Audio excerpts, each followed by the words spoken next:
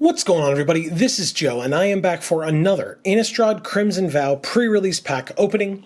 This is my first individual opening, and we did many openings earlier. We did 4 in one previous video, so feel free to click up there and check that out for yourselves. And in that video, we opened okay, but I think what we discovered, and then what I discovered after doing some events throughout the course of the weekend. By the way, we never showed this off, I don't think, in that video. Look at that. Or maybe we did. I think Amy might have noticed it. But that is very cool, the back of that one. But something that we've noticed is the distribution of these kits is kind of hit or miss. And I don't really think there's much wiggle room in there. Finally, we got a red die. That's cool. So you can see my collection back here. I just need the black one now for myself, and we definitely have some opportunities at that, so that's pretty cool. For if you have not seen what is inside of these kits, you do have the divider that separates your deck and your deck box. There is usually an insert, but I don't see one for this one. We have the kits, the packs, I mean, for this kit. We have a code for MTG Arena, which will be given away at some random point in the video, so definitely stay tuned for that. And we have our promo foil, Rare or Mythic, which I will open up out of the package because there's other things in here, although they're kind of whatever, they're not extremely exciting. Wow, I really cannot open this package, huh? Nope, it's very difficult to get, which means I'm just more bending the foil here. There we go, we got it. Okay, so my promo foil rare is, first of all, looks gorgeous in foil. It is the Investigator's Journal. Again, I like that, you know, this is a clue in and of itself, but I like the fact that this kind of harkens back to Tamiyo's journal from the last time that we were on Innistrad for Eldritch Moon. Very, very cool. Behind it, we have the Day-Night token. Very cool art on those. And then we have the some stand-in cards that you can use if you're not playing sleeved for the double-faced cards, because they just have a regular magic back like that.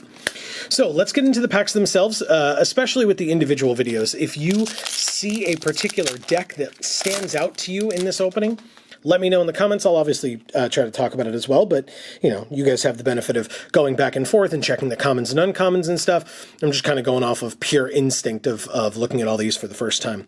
So, I start with an Unholy Officiant, Belligerent Guest in the Showcase art, which is very cool, a Heron of Hope, Toxic Scorpion, Vampire's Kiss, Wolf Strike, probably my favorite common in the entire set. This card is unbelievably good. Mind Leech Ghoul, End the Festivities, Gluttonous Guest, also in showcase art.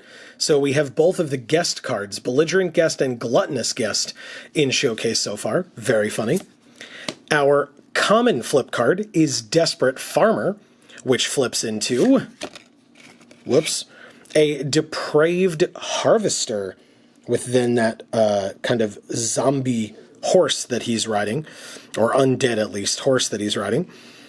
Then we move on to another showcase card in Blood Tithe Harvester. This one I have not seen in showcase yet. Very, very different from the original art. Very cool. We have a Magma Pummeler and a Foreboding Statue, which is not bad as our uncommon flip card, flipping into a Forsaken Thresher. Now, spoilers, I guess, sometimes I get to, or when I flip these over, I get to see what the rare or mythic is. But I try to keep it a bit of a surprise for all of you. And it is quite a surprise, because our mythic is the full art Chandra Dressed to Kill. Very, very nice. Goes really well with the red D20 that we opened, right? But this is insane. I love this art so very much. It's amazing that we get not only a planeswalker, but a borderless planeswalker. I said full art. I think it's technically considered borderless, but that we get a borderless planeswalker as our first rare or mythic in the kit, not counting the promo foil, of course. But still, that is fantastic. And it was in the same kit that we got, or the same pack that we got, Blood Tithe Harvester and Magma Pummeler. So our uncommons helped us out quite a bit too. I would love to play red if I can in this kit, because, I mean, my God, and regardless, this art is gorgeous. Super happy to have this. Behind Chandra, we have a forest. Again, all these full art lands, especially the black and white ones, look really cool as well. So shout outs to all of these artists. Really incredible job. And a human token. I like this human token too. And another stand-in card for a double-faced card. Well, that's a hell of a first pack. What a way to start.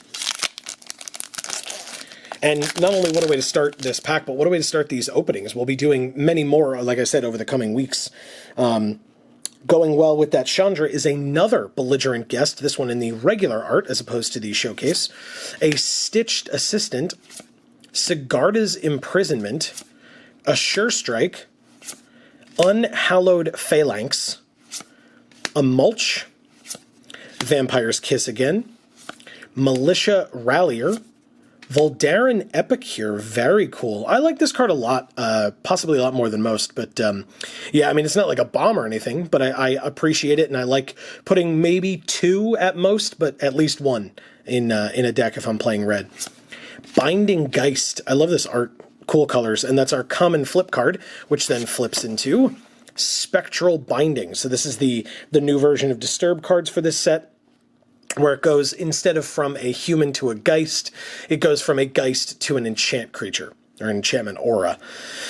Then we have Crawling Infestation, fun one. Thirst for Discovery, amazing art on this card as well. And a Sanguine Statuette. This card is pretty good, especially if we're in any kind of a blood deck. But it also means that our rare or mythic is a flip card, because that's 3 uncommons, and this one's not a flip. So our rare or mythic flip card is a Catilda Dawnheart Martyr. Very nice. I like this one quite a bit. I don't know that it, I'm like, well, I should try red-white now necessarily, especially with Chandra being double red and this being double white or anything. So it's not really easy to splash either. But, I mean, our red looks great so far, and our black looked pretty good. This is a good indicator that white might be open as well.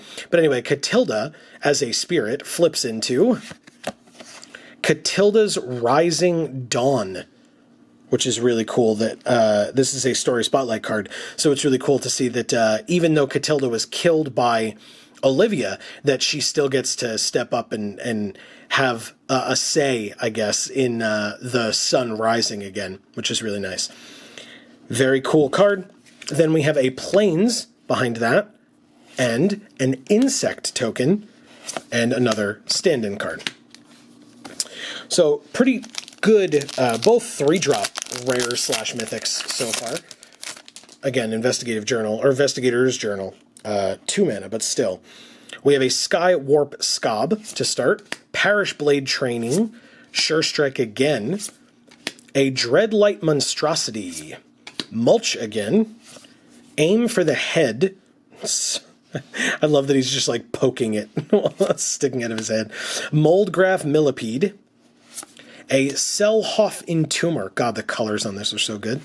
A Fearful Villager. This card's not incredible, but, I mean, if we're playing red, I would definitely play it. It's a good one. This is our common flip, and it flips into a Fearsome Werewolf. Not bad at all, for Menace especially. We have a Screaming Swarm as our first uncommon. A Sigardian Paladin. I don't think that our kit really encourages playing this particular card, at least not yet. And an Infestation Expert is our uncommon flip card, which flips into an Infested Werewolf. Very interesting. I think this one would be cool if we had the opportunity, but so far we're not really looking at... our green hasn't really stood out yet. And so our rare or mythic is a Hive Heart Shaman. I guess that's what I get for saying our green hasn't stood out yet. Not that this card's incredible or anything. It's just fine. And we did get that insect token. But still, Interesting. I love the art on this. It's so like spooky, which is appropriate for Innistrad, and the like skulls in the trees and stuff. Behind it, we have an island, and then I like this island art quite a bit. And then we actually have a foil as well, first foil of the kit, not counting our promo, which is interesting. It is a Showcase Unholy Officiant, which looks very nice in foil. I actually like that quite a bit. I like the accents on his outfit. I like the background quite a bit in foil. Really cool. Okay, plus the border with the like vine accents on that is also slightly shiny as well. Very, very cool. Then behind Unholy Officiant, we have a Human Soldier token. Nice. And another stand-in card, because that's how those go. Hey, look, it's this code for MTG Arena.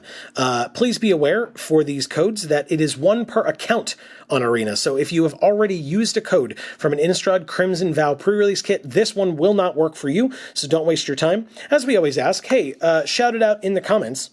If you get this one, if this one works for you, it helps us out so we can congratulate you, but also your fellow viewers may know, oh, okay, it says in the comments that someone got this one, so there you go. And hey, if you missed this one, right, if you tried this one and it didn't work for you, or you see somebody in the comments, don't forget to subscribe and ring that bell so that you will get notifications whenever our videos come out, so that the next time one of these comes out, you can be one of the first, so that you don't miss the code being given away. Because yes, every one of these openings will have a code being given away, because we already have ours, and we've already used it. So thank you all so very much for watching our stuff. We really hope that you are enjoying. Leave your thoughts in the comments below. We have another Dreadlight Monstrosity, another Parish Blade Trainee, a Lightning Wolf. I like this art, and this card is pretty damn good. A 4/3 that you can give first strike for 2 mana is pretty sweet. We have a Wanderlight Spirit with great colors on this art as well. Another Wolf Strike, that's 2, pretty good. A Mind Leech Ghoul, a Sporeback Wolf, another Showcase Gluttonous Guest. I don't think we've seen the non-showcase yet in this kit, but still 2 showcases, that's fun. A Blood Servitor, a Kindly Ancestor is our common flip card, which flips into the Ancestor's Embrace, so just giving some lifelink. We have a Fleeting Spirit, not a bad uncommon, it's our first one. We have a Boarded Window, interesting, as our second uncommon, and a Catapult Fodder as our third. It had been a bit, I think, since we saw some like decent black. This one's pretty good, although it is the one kind of cares about toughness matters, whereas so far what we've seen with our red is that we might want to be going more blood-based direction if we're trying to go red. Anyway, Catapult Fodder flips into a Catapult Captain. Look at that guy. Pretty interesting. And then our rare or mythic is a Dominating Vampire in Showcase. This kit is like all about showcases, huh? And like specialty arts and frames and all that. I mean, hey, very interesting. If we go black-red, we definitely could go vampires. Even if we're only red and then another color, we could still go vampires, and this one would be pretty sweet. 3 mana for a 3/3, and then we could steal one of their creatures. Not bad. It's only until end of turn, but still, getting in for like a big attack, you know, stopping a big blocker of theirs, something like that. This could work very well for us. And again, 3 mana. That seems to be the number to beat today. So Dominating Vampire, very nice to get. A Mountain behind it, again, seems to be the direction that the kit is taking us. And a Day-Night token, as we saw before, and another stand-in card. 2 more packs to go, which feels very interesting to say because we have so much already. I like our red, obviously, and then the question is what to pair with it. Our green isn't bad, our white is something to talk about, and then our black as well. So very interesting. We'll see if these last 2 packs can help us out. We have another Sigarda's Imprisonment. We have a Hungry Ridge Wolf. Stitched Assistant. Love these colors too. I didn't mention it the last one that we saw. Supernatural Rescue. Undying Malice. Flourishing Hunter. It's not bad, but it's not great. This 6/6. Honored Heirloom. I love the colors on this one, of course. Spore Crawler. Weary Prisoner is a not bad common flip card, which flips into a Wrathful Jailbreaker. I mean, again, speaking of a 6/6, but on the other side, this is only 4 mana, although, you know, then you got to make it night and all that stuff. Regardless. We have Retrieve. I don't love this card, but we have Retrieve as our first uncommon. We have a Skulking Killer as our second, and a Radiant Glare as our third. This card is not bad. I don't dislike this card at all. It allows you to be a little bit more aggressive, and if we're red-white, that is probably the direction that we would want to go in, is to be a little bit more aggro, and then you can make their creatures enter untapped when your creature dies, because if you're being aggressive, you don't really care about attacking in. So anyway, the Radiant Grace flips into a Radiant Restraints. Very, very nice. Yeah, like I said, then their creatures enter the battlefield tapped if you curse them with this. Speaking of red being a dominant factor in this kit so far, our rare or mythic is a Creepy Puppeteer. So, I mean, not bad. It's a 4/3 haste for 4. I don't hate that. And honestly, even if the second ability never comes into play, it's still a 4/3 haste for 4. So, no complaints whatsoever on that. I would almost certainly play it since I'm going to likely be in red. Behind it, we have a Plains and a foil. Yes, a foil common in Doomed Dissenter. But look at that foiling. That is very cool. Usually, like darker cards like this, the foiling is not great, but with the sky in the background, the fire, and then whatever he's holding in his hand there, can't quite tell. A little Abyssinian symbol with some fire in it or something like that. Not bad at all. I like that.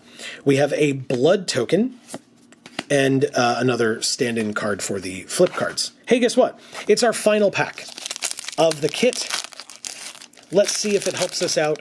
I maybe am leaning towards white as our second color, but it's kind of hard to say, I think. Heron of Hope is first. Hungry Ridgewolf again. Skywarp Scob again. Fierce Retribution. This is a very good card. So yeah, I mean, more removal, right? Plus we have the two Binding of Sigarda or whatever, Sigarda's bindings. We have Aim for the Head, Toxic Scorpion, Courier Bat, not bad, Siphon Essence, fun name for a card, Spore Crawler, Ragged Recluse is our common flip card, which flips into an Odious Witch, not bad, Laid to Rest is our first uncommon, another Blood Tithe Harvester. I have not seen a ton, or at least I haven't noticed a ton of black cards that like make blood or whatever, but I mean, 2 of these, that's so tough. And they're both showcased too. That's so interesting to me. Wow. That makes things a little bit more difficult. I still think I might lean towards white, but this is kind of cool. And an Alluring Suitor is our last uncommon and our flip card. So the Alluring Suitor flips into a Deadly Dancer.